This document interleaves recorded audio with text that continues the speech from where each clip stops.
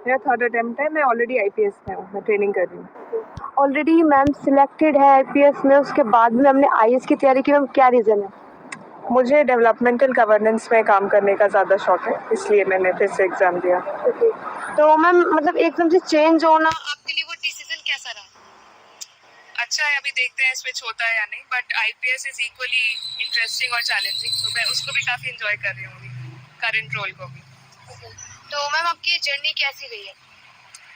Journey थोड़ी difficult थी, थोड़ी लंबी थी, 3 साल की थी, 2 अटेम्प्ट दिए थे जब मैं सेलेक्ट हुई, बट काफ़ी अप्स एंड डाउन से मैंने खुद से प्रिपेयर किया और घर पे रह के प्रिपेयर किया, तो गाइडेंस की थोड़ी सी कमी थी, बट आई थिंक इंटरनेट पे एम्पल मटेरियल था, तो उससे काफ़ी हेल्प हो गई थी। सेल्फ स्टडी मतलब आपके लिए बोलना परफेक्ट है, या कुछ बच्चे होते हैं कहते हैं सेल्फ स्टडी नहीं हो पाती, तो उन बच्चों को आप क्या बोलना चाहेंगे? सेल्फ स्टडी ही है जो काम आती है इस प्रिपरेशन में, क्योंकि कोई आपको घोल के पिला नहीं सकता कि यही आएगा एग्जाम में। आपको खुद ढूंढना है क्या जरूरी है, क्या इंपॉर्टेंट है, क्या नहीं है, और I think self study basis है पूरे प्रिपरेशन का एग्जाम के। मैम प्रीलिम्स के लिए आपने कैसे प्रिपरेशन की?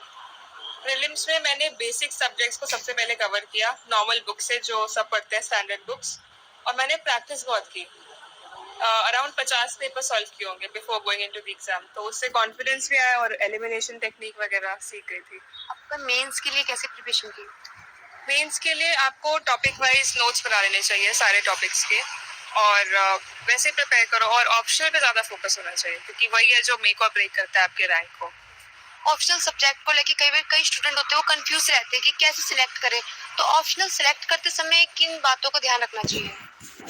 पहली चीज इसका ध्यान रखना चाहिए वो है इंटरेस्ट। आपका इंटरेस्ट नहीं अगर सब्जेक्ट में, तो आप नहीं पढ़ पाओगे 2 साल उसको। तो इंटरेस्ट, फिर सिलेबस कैसा है, कम्पैक्ट है कि नहीं, उसको आप में इंटरेस्ट आ रहा है, और गाइडेंस अवेलेबल है, मटेरियल अवेलेबल है, ये सब चीजें देख के आप सेलेक्ट कर सकते हो।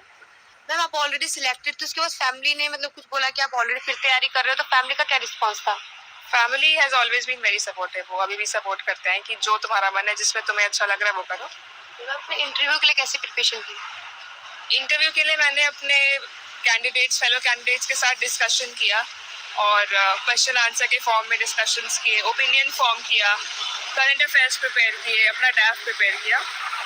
तो मैम वो डिस्कशन आपका जो था फ्रेंड के साथ, वो कितना हेल्पफुल रहा? काफ़ी हेल्पफुल था, क्योंकि सब काफ़ी नॉलेजेबल है, सबने इस एग्ज़ाम की तैयारी की है, क्रैक किया हुआ है, तो सबको काफ़ी आइडिया है कि कैसे चीज़ें होती हैं। बहुत आपके डैड से क्वेश्चंस क्या पूछे?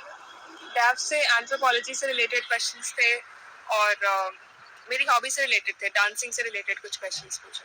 बाकी मैम आप ऑलरेडी सिलेक्टेड हैं, जो स्टूडेंट अभी न्यू प्रिपरेशन कर रहे हैं, आप उनको क्या मैसेज देना चाहेंगे कि वो किस तरीके से प्रिपरेशन करें जो इंटरव्यू तक वो पहुंच पाए?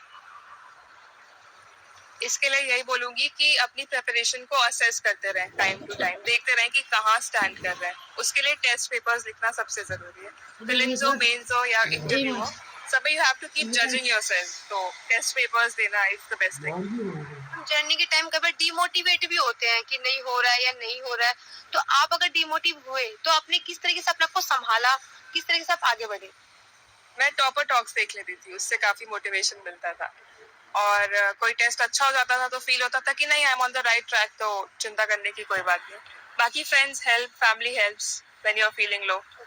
तो हम स्टडी के लिए कई बार बोलते हैं कि 10 घंटे पढ़ना चाहिए, 9 घंटे पढ़ना चाहिए, तो आपका क्या कहना है कि कितने टाइम तक स्टडी करनी चाहिए पर डे? ऐसा कोई सेट नंबर ऑफ आवर्स नहीं है, 5 आवर्स, 6 आवर्स, जितना आप निकाल पा रहे हो।